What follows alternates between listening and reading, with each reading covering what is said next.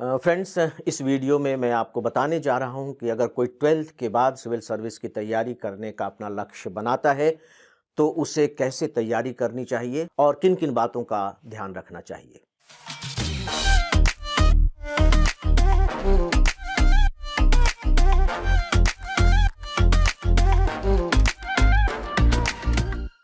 नमस्कार दोस्तों। फ्रेंड्स, अक्सर पेरेंट्स मुझसे एक बहुत ही प्यारा सा और मासूम सा सवाल पूछते हैं और वह ये कि सर, हमारे बच्चे ने 12th कर लिया है, हम उसे आईएएस बनाना चाहते हैं, तो क्या इसकी तैयारी अभी से शुरू कर देनी चाहिए। मुझे लगता है कि ये बहुत सही सवाल है और इसमें पेरेंट्स की चिंता भी बहुत साफ साफ झलक रही है। तो सबसे पहली बात तो ये फ्रेंड्स कि मैं उनके इस सवाल की बहुत बहुत सराहना करता हूं कि समय रहते ही उन्होंने अपने बच्चे के भविष्य के बारे में एक प्रकार से फाइनल डिसीजन लेना शुरू कर दिया है। और मैं आज इसी विषय पर आप सबसे अपने कुछ थॉट्स शेयर करने जा रहा हूं। देखिए, जब आप यह फैसला कर लेते हैं कि मेरा बच्चा आईएएस बनेगा, चाहे वो बेटा है या बेटी है, तो इसका मतलब है कि आपने उसका डेस्टिनेशन फिक्स कर दिया। और सीधी सी बात है कि जब आपने मंजिल तय कर दी, तो आप किस रास्ते पर चल करके उस मंजिल तक पहुंचेंगे, ये भी फाइनल करना होगा। इसका मतलब यह हुआ कि आपने अपने बच्चे के भटकाव को बिल्कुल खत्म कर दिया। क्योंकि मेरा ये अनुभव रहा है और आप सबका भी शायद ये अनुभव रहा होगा कि स्टूडेंट ग्रेजुएट हो जाते हैं, उन्हें पता नहीं रहता कि क्या करना है। यहाँ तक कि पोस्ट ग्रेजुएशन कर लेते हैं, फिर भी बहुत ज़्यादा वो निश्चित नहीं कर पाते कि उन्हें क्या करना है। बाद में किसी ने कुछ बता दिया, किसी ने कुछ बता दिया, तो इसके आधार पर फिर वो फाइनल करते हैं कि अरे, मुझे ये करना है, मुझे ये बनना है। और कितनी बड़ी बात है कि अब जबकि आपका जो बच्चा है वो केवल 16-17 ईयर्स का है, आपने तय कर दिया है कि उसे क्या करना है। अब जो मैं बताने जा रहा हूं फ्रेंड्स, वो यह कि कैसे उसे अपनी यह जर्नी शुरू करनी चाहिए। सबसे पहली बात कि जैसे ही आपने उसका डेस्टिनेशन फिक्स कर दिया, उसके भटकाव के सारे रास्ते बंद कर दिए। अब क्या होगा? अब होगा ये कि वो बहुत ही फोकस्ड तरीके से अपनी पढ़ाई कर पाएगा। ये नहीं कि कभी इसके लिए पढ़ रहा है, कभी उसके लिए पढ़ रहा है। अब वो बहुत ही फोकस्ड तरीके से केवल सिविल सर्विस की पढ़ाई के लिए जो चीज़ें ज़रूरी होंगी, उस पर वह ध्यान करेगा। दूसरी बात है कि जब तक वो सिविल सर्विस में अपीयर होने के लायक बनेगा, यानी कि वह 21 ईयर्स का होगा, अब आप सोचिए कि उसके पास अभी 3, 4, 5 साल का वक्त है। इन 3, 4, 5 सालों के दौरान वो थोड़ा-थोड़ा जो कुछ भी पढ़ेगा, डेफ़िनेटली वो उसके मन में रचता बसता चला जाएगा, उसकी पर्सनैलिटी में वो चीज़ें आती चली जाएँगी। और फिर जब वो केवल सिविल सर्विस की तैयारी के लिए जुट जाएगा, तो सोच करके देखिए कि उसके दिमाग से तनाव कितना कम हो चुका होगा। वो बहुत ज़्यादा प्रेशर में नहीं होगा, क्योंकि ढेर सारी चीज़ें उसके पास पहले से मौजूद हैं। क्योंकि मैंने देखा है कि जब स्टूडेंट ग्रेजुएशन के बाद या पोस्ट ग्रेजुएशन के बाद सिविल सर्विस की तैयारी करते हैं, तो कितने ज़्यादा प्रेशर में रहते हैं। आपने उसे उस प्रेशर से बचा लिया। और एक बात और भी होती है, जैसे देखिए कि सिविल सर्विस एग्जामिनेशन में अपीयर होने के लिए अटेम्प्ट होते हैं, मिनिमम 6 अटेम्प्ट है, मैक्सिमम और भी कैटेगरी के हिसाब से अटेम्प्ट्स बढ़ते चले जाते हैं। तो अगर आप बहुत देर में डिसीजन लेते हैं कि मुझे सिविल सर्विस की तैयारी करनी है, तो डेफिनेटली फर्स्ट अटेम्प्ट में, सेकेंड अटेम्प्ट में सक्सेस की संभावना थोड़ी सी कम हो जाती है। लेकिन अगर आप लंबे समय से पीछे से तैयारी करते आ रहे हैं, तो कोई ताज्जुब नहीं है कि आप फर्स्ट अटेम्प्ट में क्वालिफाई कर जाएं, सेकेंड अटेम्प्ट में क्वालिफाई कर जाएं। यानी कि अगर आप 22-23 ईयर्स में सिविल सर्वेंट बन जाते हैं, तो आपका जो कैरियर होता है वो बहुत ही ब्राइट होता है। यानी कि सरकार के जो उच्चतम पद होते हैं, वहां तक आपके पहुंचने की पूरी संभावना बनी रहती है। और इस तरीके से 12th से ही जो आप तैयारी कर रहे हैं, वो आपको बहुत ऊंचाइयों तक पहुंचाने में आपकी मदद करती है।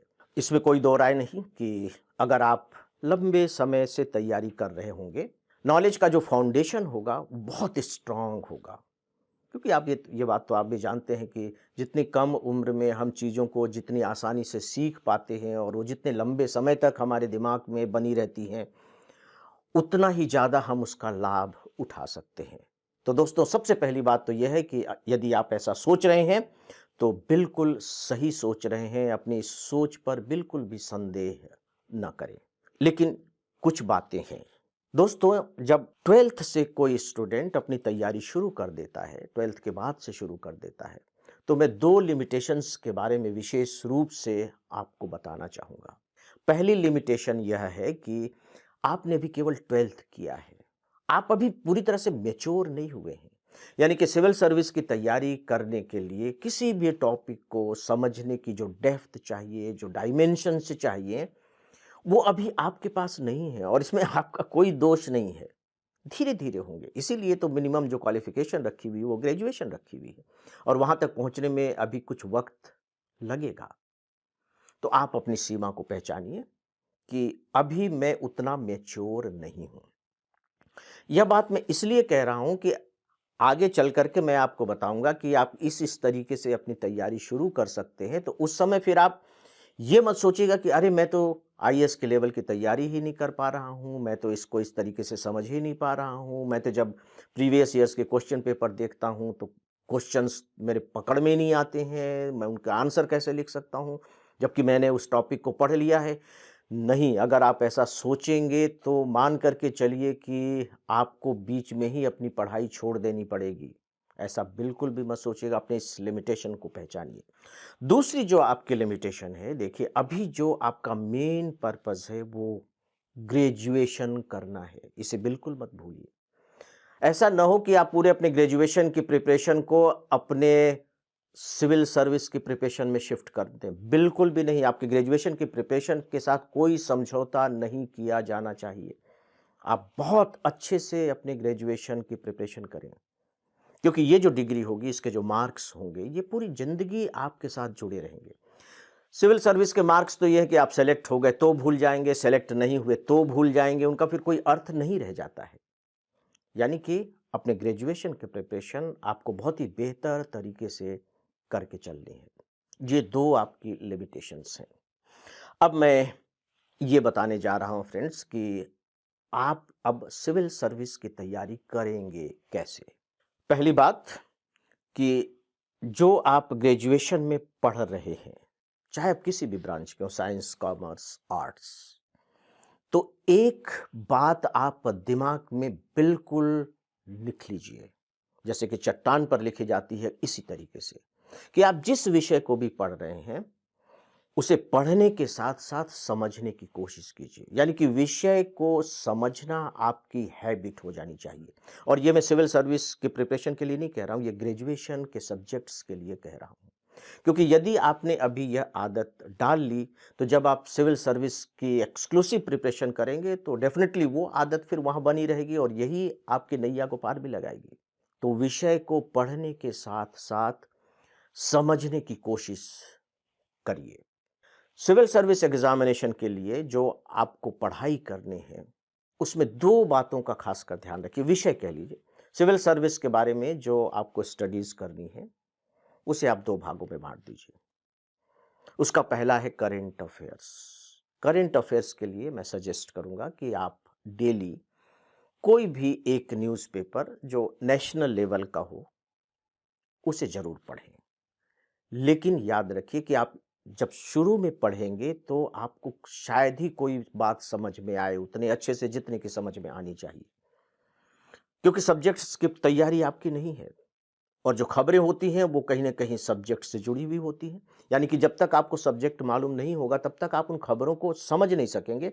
हाँ, वो कहना क्या चाह रहा है, भाषा चूँकि आपको आती है तो ये समझ जाएँगे कि ये इन्फॉर्मेशन है। लेकिन उस इन्फॉर्मेशन के पीछे कौन-सा नॉलेज छिपा हुआ है, वो आपको मालूम नहीं है।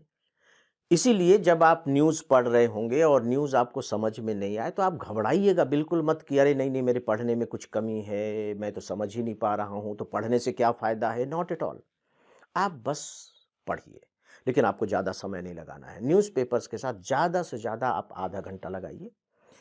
उसका जो फ्रंट पेज होता है वो पढ़िए ही पढ़िए क्योंकि उसमें सारी इम्पोर्टेंट खबरें आ जाती हैं।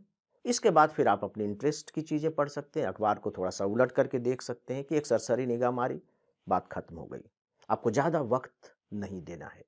करंट अफ़ेयर्स के लिए जो मैं दूसरी बात सजेस्ट करना चाहूँगा वो ये है कि आप ऑल इंडिया रेडियो की न्यूज़ ज़रूर सुनें।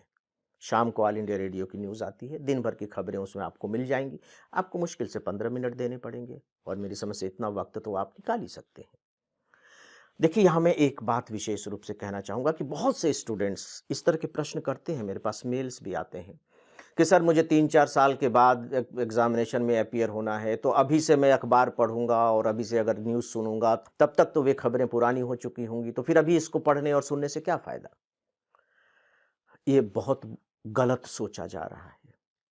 2 बातें हैं। पहली बात तो ये है कि देखिए जो कुछ भी आपके चारों तरफ हो रहा है, वो आपने अभी पढ़ी है, वो आपके दिमाग में रचती-बसती चली जा रही है। ये नॉलेज आपके पता नहीं कब, कहाँ, किस तरीके से काम आ जाए हम नहीं जानते। और जो दूसरी बात ये है कि आगे चल कर के अभी मैं बताने जा रहा हूँ कि आपको किन-किन विषयों की पढ़ाई करनी चाहिए। तो जब आप करंट अफ़ेयर्स के बारे में जानकारी रखेंगे, तो जब आप उन विषयों के बारे में पढ़ेंगे, तो इसे आप रिलेट कर सकेंगे कि अच्छा अखबार में मैंने ये घटना पढ़ी थी। अच्छा, राज्यसभा में ये हुआ था। अच्छा, ये विधेयक पारित हो गया। विधेयक के बारे में तो मैंने पढ़ा था कि वो कैसे पेश किया जाता है। अच्छा तो आज बजट पेश कर दिया गया, वित्त मंत्री ने बजट पेश किया।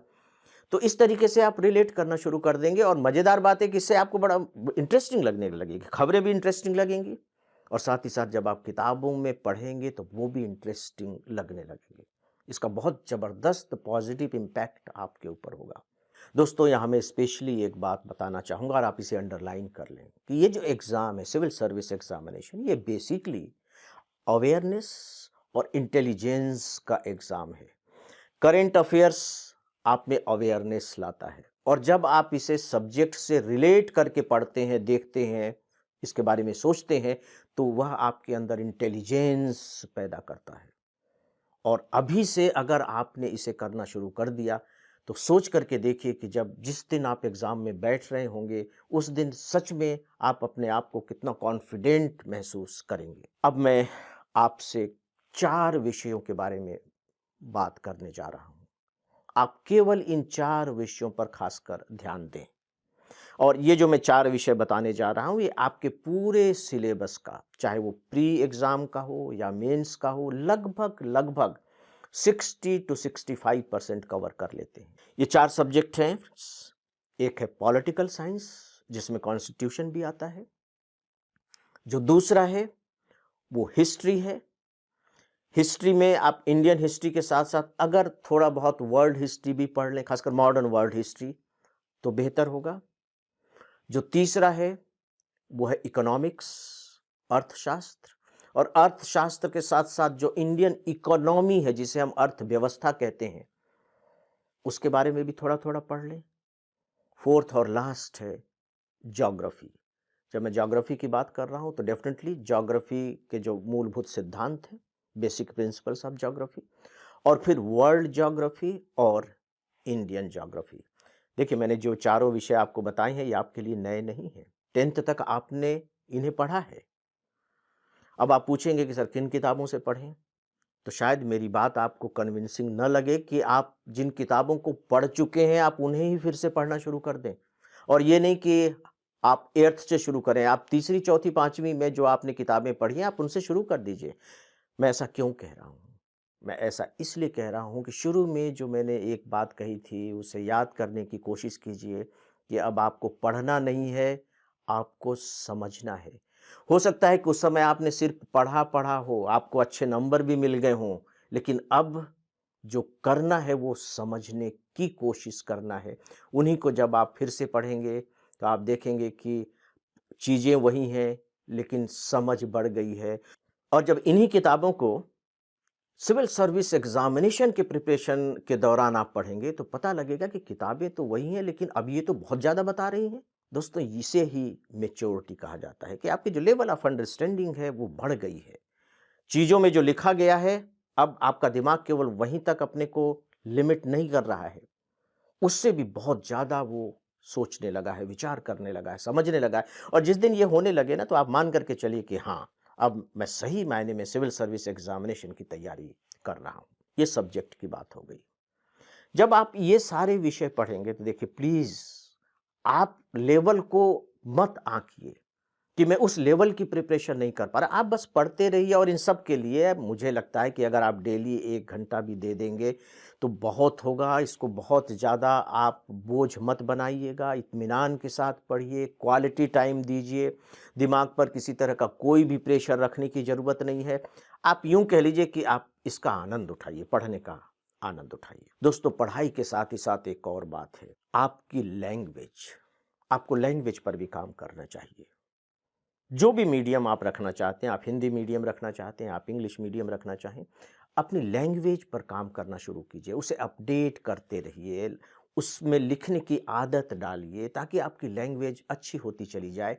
कहीं बहुत अच्छे एक्सप्रेशंस आपको मिल रहे हैं, तो आप उन सेंटेंसेस को नोट कर लीजिए, नई-नई शब्दावलियाँ ऐड ऑन करते जाइए, उनको फिर यूसेज भी आप कीजिए बाकायदे अपनी बोलचाल में। तो इससे आपकी जो लैंग्वेज है वो अपडेट होती चली जाएगी, खूबसूरत होती चली जाएगी। और यदि हो सके तो लैंग्वेज बेहतर करने के लिए कुछ दूसरी किताबें भी आप पढ़ सकते हैं। आप नॉवेल्स पढ़ सकते हैं, आप स्टोरीज़ पढ़ सकते हैं, आप पोएट्रीज़ पढ़ सकते हैं। फ़िल्में वगैरह जब देखते हैं तो आप देखिए कि उसमें कभी-कभी बहुत अच्छी लैंग्वेज सुनने को मिल जाती है, कभी बहुत अच्छे डायलॉग्स मिल जाते हैं, कभी बहुत अच्छे शब्द मिल जाते हैं। तो उसके लिए एक डायरी बना लीजिए और उनमें नोट करते चले जाइए और उन्हें बीच-बीच में रिवाइज़ भी कीजिए, क्योंकि लैंग्वेज को आप आगे चल कर के डेवलप नहीं कर पाएँगे। अभी ही सही समय है जब आपको अपने लैंग्वेज पर काम करना चाहिए। फ्रेंड्स, अब अगला इम्पोर्टेंट पॉइंट है आपकी पर्सनैलिटी से जुड़ा हुआ। डेफ़िनिटली आईएएस का जो लास्ट स्टेज होता होगा वो इंटरव्यू का स्टेज होगा। आपकी पर्सनैलिटी जज की जाएगी कि आप सही मायने में एडमिनिस्ट्रेटर बनने लायक हैं या नहीं हैं। इस पर अभी से थोड़ा ध्यान देना आप शुरू कर दीजिए। आपको क्या-क्या ध्यान देना चाहिए? पहली बात ये है कि अगर आप संकोची स्वभाव के हैं, आपको कहीं जाने में डर लगता है, किसी से बात करने में संकोच होता है, आप क्लास में क्वेश्चन नहीं पूछ पाते हैं टीचर से, और अगर किसी प्रोफ़ेसर ने आपसे कोई क्वेश्चन पूछ दिया तो आप जवाब देने में गड़बड़ाने लगते हैं, काँपने लगते हैं, या आप यूँ कह लीजिए कि मुँह से आपके सही-सही शब्द नहीं निकल पाते, तो इन पर ध्यान दीजिए। अपने को धक्का दीजिए कि नहीं, मुझे जाकर के बात करनी है, तभी आपका संकोच टूटेगा। नहीं, मुझे क्लास में क्वेश्चंस पूछने हैं, तभी आपका भय दूर होगा। आपका मान लीजिए कोई उच्चारण अच्छा नहीं है, कोई शब्द बोलते समय आप गड़बड़ कर जाते हैं, तो अपने उच्चारण को भी सही बनाइए। बेहतर होगा कि आप डिस्कशंस वगैरह में पार्टिसिपेट करें। अगर कल्चरल प्रोग्राम्स वगैरह हो रहे हैं तो उनमें जाएँ, उनमें भाग लें। लोगों के कहीं लेक्चर सुनने को मिलते हों तो उनके लेक्चर्स सुनें, तो इससे आपकी जो पर्सनैलिटी है वो थोड़ी अलग किस्म की इमर्ज होनी शुरू हो जाएगी और एक ऐसी पर्सनैलिटी इमर्ज होगी जो एक सिविल सर्वेंट की होनी चाहिए। तो डेफ़िनेटली इससे आपको फ़ायदा होगा। अक्सर स्टूडेंट और पेरेंट्स ये भी पूछते हैं कि सर, सिविल सर्विस में जो एक ऑप्शनल सब्जेक्ट लेना पड़ता है, क्या हम उसी सब्जेक्ट को अपने ग्रेजुएशन में ले लें? यहाँ मैं एक बात आपको बताना चाहूँगा कि अपने ऑप्शनल के आधार पर आप ग्रेजुएशन का डिसीजन मत लीजिए। ग्रेजुएशन आप किस सब्जेक्ट से करेंगे, उसमें आप कौन-कौन से सब्जेक्ट पढ़ेंगे, इसके बारे में आप इंडिपेंडेंट डिसीजन लीजिए। जो आपको अच्छा लगता है, जिसमें आपको मज़ा आता है, जिसमें आप फ्यूचर के और कैरियर देखते हैं, आप वे सब्जेक्ट लीजिए। बाद में आप बड़े आराम से कोई भी नया सब्जेक्ट भी लेंगे तो आप ऑप्शनल को कवर कर लेंगे। उदाहरण के तौर पर हमारे पास डेटा है कि जो सिविल सर्वेंट बन रहे हैं, सेलेक्ट हो रहे हैं स्टूडेंट, उनमें ज़्यादातर इंजीनियरिंग के स्टूडेंट। और इंटरेस्टिंग फैक्ट ये है कि ये जो इंजीनियरिंग के स्टूडेंट हैं, इनमें से ज़्यादातर, एटलीस्ट मोर देन 80% स्टूडेंट वो होते हैं जो ऑप्शनल के रूप में इंजीनियरिंग के सब्जेक्ट नहीं लेते, कोई दूसरा सब्जेक्ट लेते हैं। इसका मतलब है कि उन्होंने इंजीनियरिंग की पढ़ाई की है और इसके बाद अपने पसंद का ऑप्शनल सब्जेक्ट ले लिया और वो सेलेक्ट हो रहे हैं। वो ऐसा कर रहे हैं, आप भी ऐसा कर सकते हैं। इसलिए अपने ग्रेजुएशन के डिसीजन को बिल्कुल भी अपने सिविल सर्विस के प्रिपरेशन का आप यूँ कह लीजिए कि गुलाम मत बनाइए, आप उसे स्वतंत्र रहने दीजिए। आप बहुत ही अच्छे तरीके से फ्री डिसीजन लीजिए कि मुझे ग्रेजुएशन करना है, इन सब्जेक्ट से करना है। थोड़ी-सी बातें मैंने आपको बताई हैं, वो जब आप 12th के बाद ग्रेजुएशन कर रहे होंगे, आप उन पर ध्यान देते चले जाएँ और फिर जब आप प्रिपरेशन शुरू करेंगे आईएएस के लिए, तब आप पाएँगे कि सच में अब आपकी फाउंडेशन कितनी स्ट्रॉन्ग हो चुकी है। और इसमें कोई दो राय नहीं कि अगर आपकी फाउंडेशन स्ट्रांग है, तो सक्सेस की भी जो पॉसिबिलिटी है वो उतनी ही ज़्यादा है। फ्रेंड्स, यहाँ मैं एक बात के प्रति आपको विशेष रूप से सतर्क करना चाहूँगा, और वो बात क्या है? अक्सर मैंने देखा है कि स्टूडेंट्स करते क्या हैं, ऐसे स्टूडेंट जो 12th के बाद सिविल सर्विस की भी तैयारी कर रहे हैं और ग्रेजुएशन भी कर रहे हैं। तो जब वो ग्रेजुएशन की पढ़ाई कर रहे होते हैं तो उनके दिमाग में ये बात चलती रहती है कि अरे मुझे तो सिविल सर्वेंट बनना है, मुझे तो सिविल सर्विस की तैयारी करनी है और मैं कर ही रहा हूँ, तो ग्रेजुएशन की तैयारी क्यों इतने बेहतर तरीके से करूँ? तो वहाँ ढिलाई दे देते हैं। और जब वो सिविल सर्विस की तैयारी कर रहे होते हैं, तो उन्हें लगता है कि अरे अभी तो सिविल सर्विस एग्ज़ाम में 4-5 साल पड़े हुए हैं, तो अभी तो बहुत समय है, तो उस समय हम तैयारी कर लेंगे। तो न तो वो ग्रेजुएशन की तैयारी अच्छे से कर पा रहे हैं और न सिविल सर्विस की तैयारी अच्छे से कर पा रहे हैं। इसके प्रति फ्रेंड्स आपको विशेष रूप से सतर्क रहना है। देखिए, ये जो अभी 3-4 साल का वक़्त आपके पास है ग्रेजुएशन करने के लिए, ये बहुत प्रेशियस है, बहुत मूल्यवान है, अमूल्य है। इसमें आपको बहुत विजिलेंट रहना है। आपको इनफैक्ट सही मायने में स्टूडेंट लाइफ जीनी है, पूरे डिसिप्लिन के साथ, पूरे फोकस्ड तरीके से और अपने उद्देश्यों को लेते हुए, अलग-अलग डायमेंशन पर काम करते हुए, केवल एक रास्ते को पकड़ करके अपनी जर्नी को बनाए रखनी है। यहाँ की थोड़ी-सी भी चूक हो सकता है कि आपकी ज़िंदगी की बहुत बड़ी चूक सिद्ध हो जाए। तो आपको वो डेडिकेशन तो यहाँ लाना ही पड़ेगा। अपने अंदर वो डिसिप्लिन तो पैदा करना ही पड़ेगा, अगर आप इतने बड़े लक्ष्य को स्पेशली पाना चाहते हैं तो। दूसरी जो छोटी-सी सूचना है आपकी पूरी प्रिपरेशन के लिए सिविल सर्विस एग्ज़ामिनेशन की, मैंने 2 किताबें लिखी हैं, भाग 1 और भाग 2, और किताब का शीर्षक है आप आईएएस कैसे बनेंगे। मुझे व्यक्तिगत तौर पर लगता है और पूरी ईमानदारी के साथ लगता है कि ये पुस्तक आपके पास होनी चाहिए।